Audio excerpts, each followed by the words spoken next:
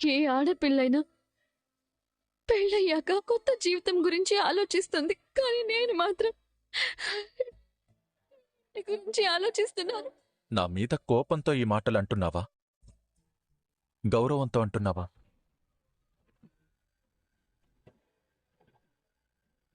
చెప్పు ప్రేరణ.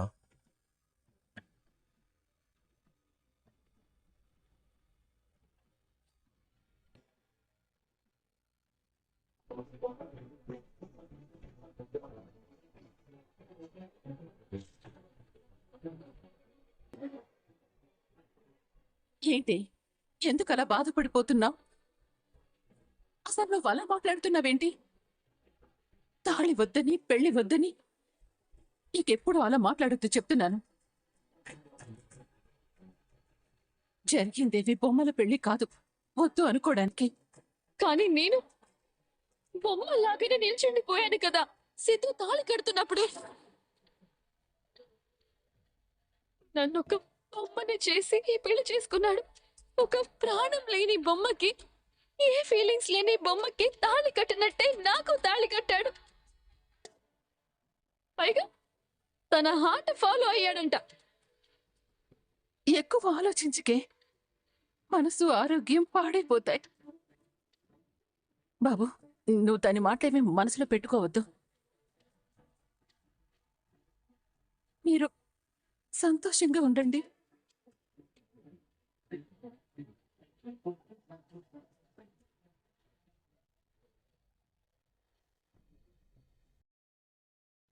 ఈ చేతుల్ని జీవితంలో వదలొద్దు బాబు.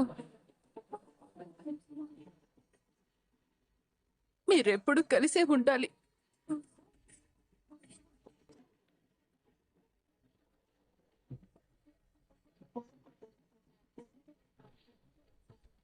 ప్రేరణ,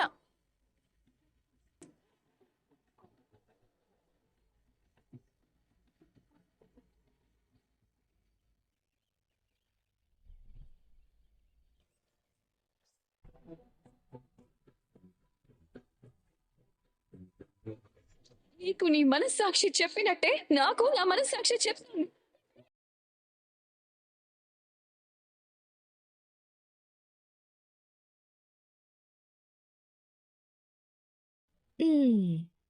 అక్క,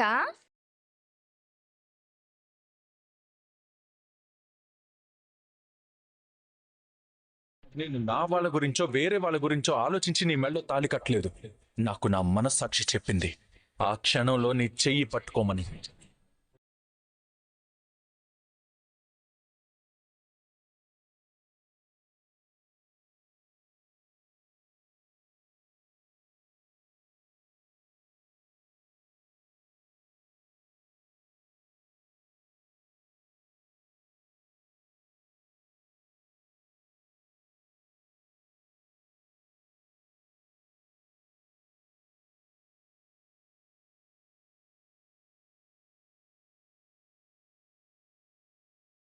అక్క, ఏంటక్క అందరూ హాల్లో కూర్చునుంటే నువ్వు ఒక్కదానివే ఇక్కడ కూర్చున్నావు? రా హాల్లో కూర్చో. కొద్దిగా తలనొప్పిగా ఉంది, అందుకే ఇక్కడ కూర్చున్నాను. అంతేనా, లేక మా అందరి ముందు సిద్ధు బావతో మాట్లాడడానికి సిగ్గుపడుతున్నావా? ఐషు, ఏం మాట్లాడుతున్నావు? అలాంటిదేం లేదు. అయితే నువ్వు బయటికి రా. నువ్వు ఇక్కడ ఉండడానికి నేను ఒప్పుకోను. రా రా అక్క. ఐషు, నువ్వు రా అక్క. ఐషు, రా, చెప్పేది విను. రా. ఇక్కడైతే నీకు హాయిగా ఉంటుంది. ఎంచక్కా ఒకరినొకరు చూసుకోవచ్చు. పాయసం తీసుకో బాబు. ఇప్పుడు ఎందుకంటే తీసుకో సిద్ధు.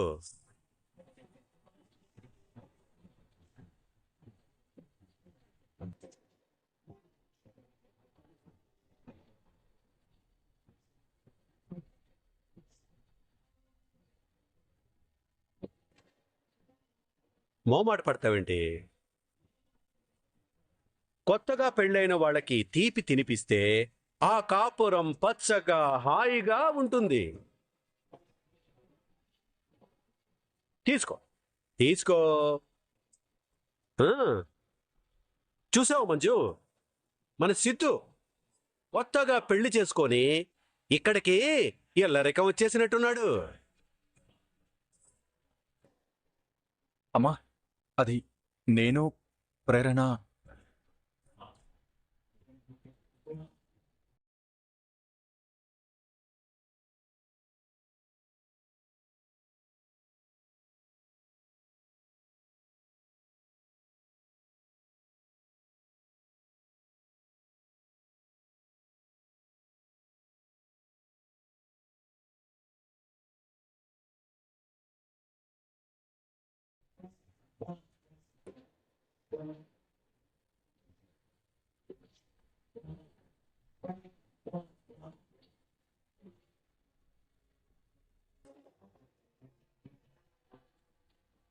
అమ్మా,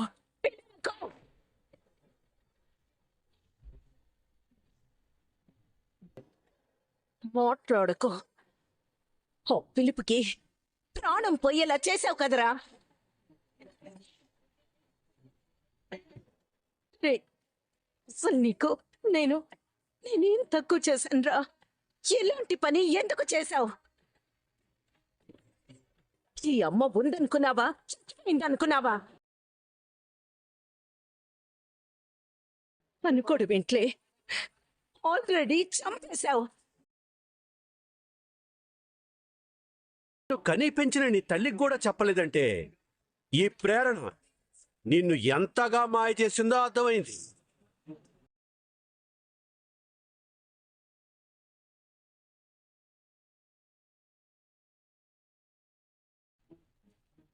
నీకు పెళ్లి చేసుకోవాలనుందని ఒక్క మాట నాతో చెప్పుంటే గొప్పింటి సంబంధం తెచ్చి అంగరంగ వైభవంగా పెళ్లి చేసేదాన్ని.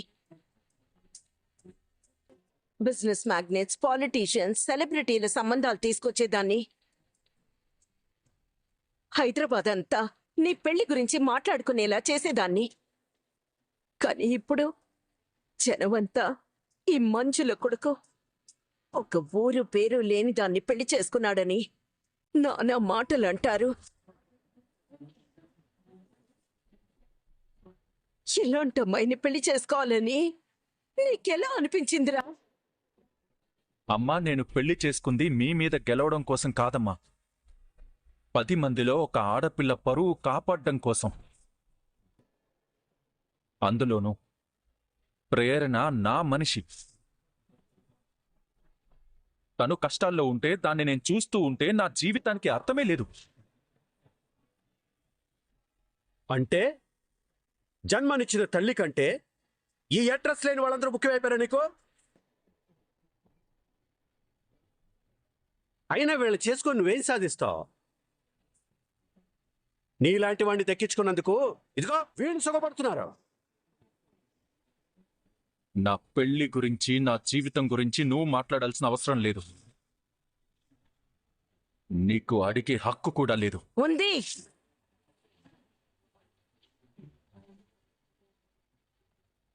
నా భర్తగా, నీకు తండ్రిగా ఆయనకి అడిగే హక్కుంది. తొందరపడకండి. మీ స్టేటస్కి తగ్గట్టు సిద్ధు పెళ్లి జరగలేదు. మీకు బాధగానే ఉంటుంది. కావాలంటే రిసెప్షన్ గొప్పగా చేసుకోవచ్చు. కాస్త పెద్ద మనసుతో ఆలోచించండి. పెళ్లి అంటే ఇద్దరి జీవితాలు ముడిపడతాయి. వాటిని కలిపి వాళ్ళ జీవితం బాగుండాలనే చూస్తారు. మీరు పెద్దవాళ్ళు, అర్థం చేసుకోండి. ఆపుతావా? ఇదిగో ఇది మీలు కావచ్చు, కానీ ఇక్కడుంది మా సిద్ధు జీవితం. దయచేసి మీరు ఇందులో కలవ చేసుకోవద్దు. ఇది మీకు సంబంధం లేని విషయం. బాబు, మీరు ఊరుకోండి. మా వల్ల మీరు మాటలు పడటం మాకిష్టం లేదు. జరిగిందేదో జరిగిపోయింది. ఇద్దరికీ పెళ్ళైపోయింది. మీరు పెద్ద మనసుతో ఆశీర్వదిస్తే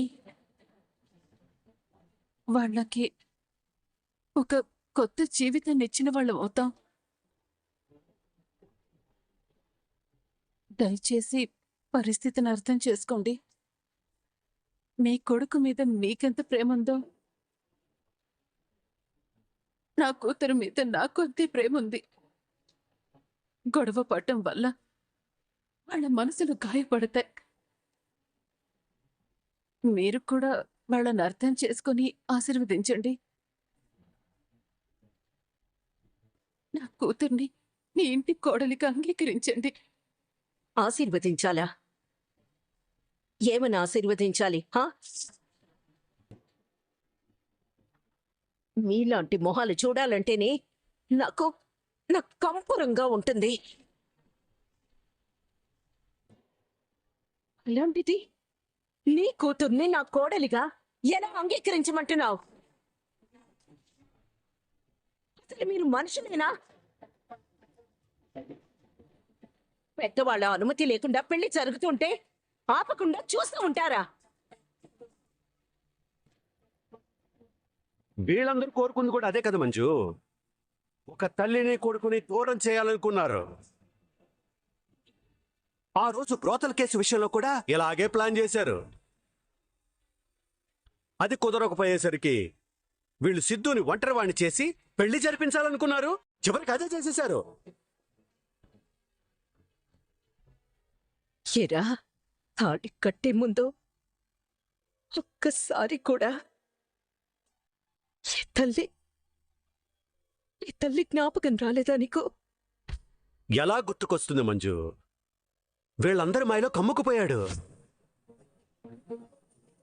ఒకరు మాయ చేస్తే తెలుసుకుని బయటపడగలడు. ఇంతమంది కలిసి ఒక్కడికి మాయపురం ఏర్పరిచినట్టు చేస్తే వాడు మాత్రం ఏం చేస్తాడు చెప్పు?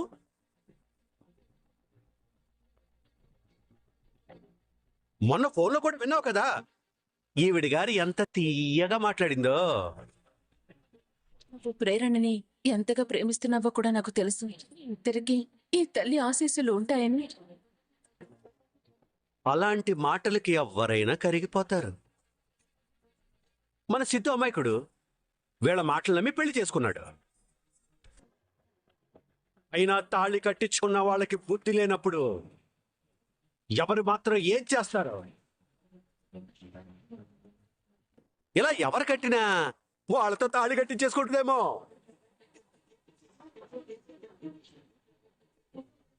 చూడండి, మీకు ఇష్టం వచ్చినట్టు మా అక్క గురించి మాట్లాడితే మర్యాద ఉండదు.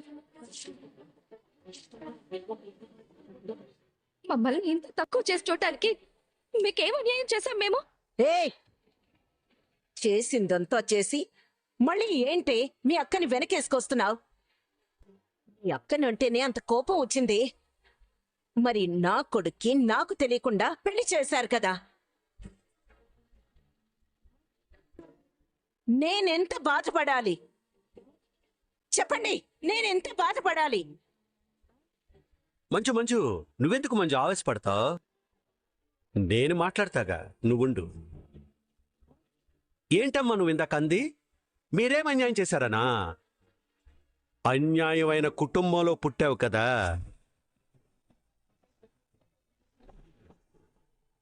అదే మీరు చేసుకున్న పాపం. మీకు ఇల్లు లేదు, ఊరు లేదు, పేరు లేదు. ఒక మగ దిక్కు లేని జీవితం మీది.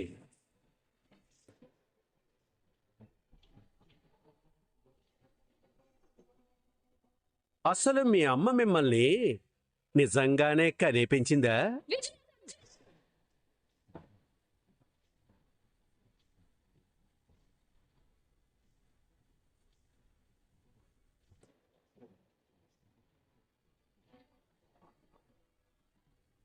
ఇంకొక్క మాట మా అమ్మ గురించి మాట్లాడినా నేను ఊరుకోను.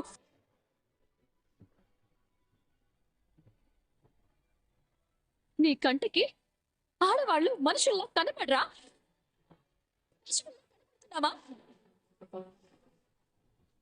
నోటికి ఎంత వస్తే అంత మాట్లాడుతున్నా.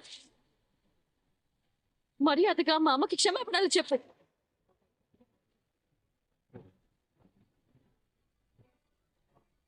లేకపోతే నేనేం చేస్తానో నాకే తెలీదు. ఏంటి, క్షమాపణ చెప్పాలా? నా ముందే నా భర్తని పేరు పెట్టి పిలవడమే కాకుండా నీ అమ్మ క్షమాపణలు చెప్పమంటావా? ఎంత ధైర్యం ఉంటే ఇలా మాట్లాడతావు? మీరు చేసింది తప్పు కాకపోతే మీ ఇంటి గడప తొక్కేవాళ్ళం కాదు. చేసిన తప్పుని ఒప్పుకోకుండా ఇప్పుడు మా మీద విరుచుకుపడతారా? పెళ్లి చేసుకోమని మీ అబ్బాయిని మేమేమైనా అడిగామా? లేదా మమ్మల్ని కాపాడమని వేడుకున్నామా? మీ అబ్బాయి వచ్చి తనంతటి తాను నాకు తాళి కట్టాడు.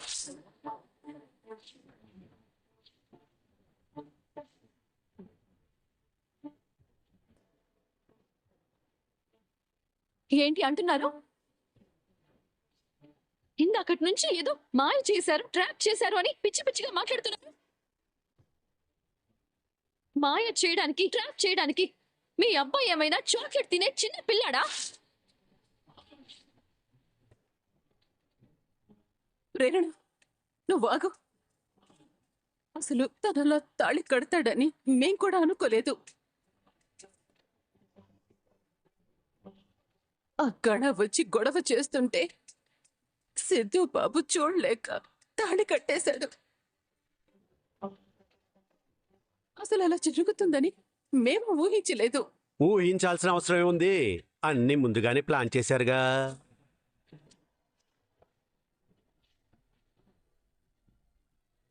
నిజంగానే నా కొడుకు తాళి కట్టాడి అనుకుందాం. కడుతుంటే మీరేం చేస్తున్నారు?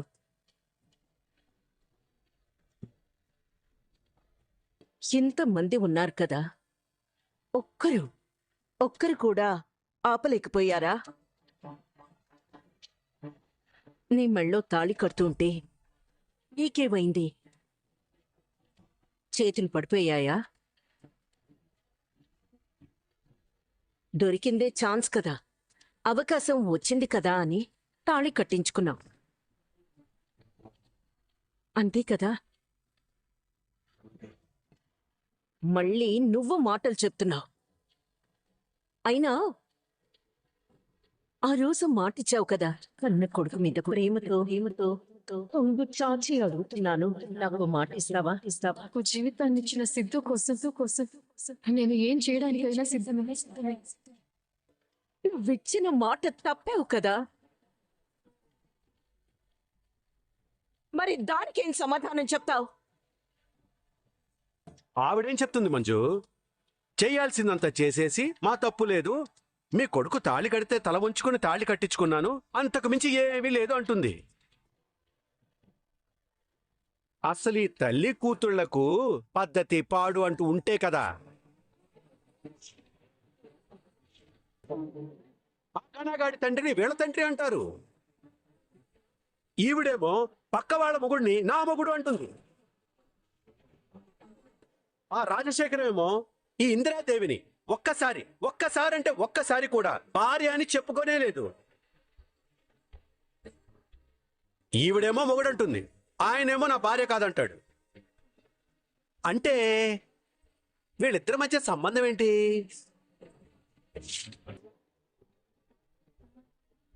నిజంగా మీ అమ్మక భర్త వాడేనా, లేక ఇంకెవరైనా ఉన్నారా? మాటలు మర్యాదగా రాకపోతే నాలుక చీరేస్తాను.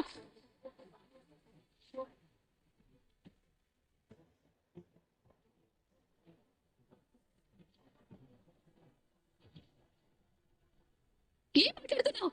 చూసావు మంజు, ఉన్న మాట అంటే ఉలికెక్కువ అన్నట్టు వీళ్ళ పరిస్థితి గురించి చెప్పి నాకు వార్నింగ్ ఎలా ఇస్తుందో చూసావా నువ్వు? అసలు మీతో నాకు అనవసరం. అసలు మా దృష్టిలో ఇది పెళ్ళే కాదు, పెళ్ళి కాదు, బొమ్మలాట అనుకొని మాతో వచ్చేసాయి. నీకు మీ అమ్మ నేను ఒక మంచి సంబంధం చూసి పెళ్లి చేస్తాం. ఇక్కడ అంటించుకున్న బురదను ఇక్కడే కడిగేసుకోవాలి, లేదంటే ఈ మరకలు పుట్టు మచ్చల్లా మారతాయి. చూడో, మీ అమ్మ మీద ప్రేమ ఉంటే నువ్వు మాతో వచ్చేసాయి. నువ్వు రమ్మంటే రావడానికి నేను బొమ్మల పెళ్లి చేసుకోలేదు. నా మనస్సాక్షిగా చేసుకున్నాను. నీకు నాకు ఎలాంటి సంబంధం లేదు. నువ్వు నా కన్న తండ్రివి కాదు.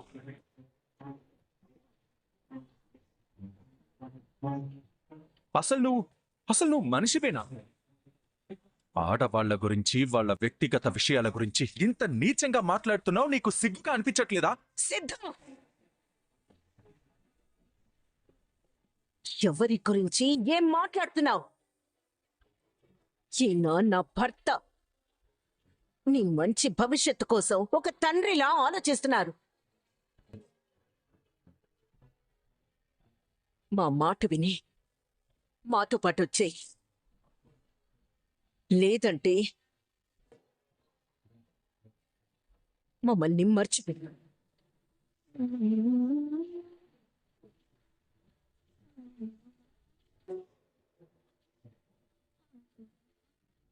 అమ్మా, అమ్మా,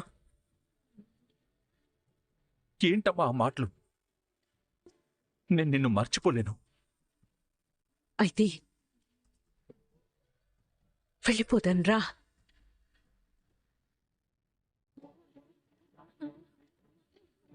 నేను ప్రేరణ చేతిని కూడా విడిచిపెట్టి రాలేను.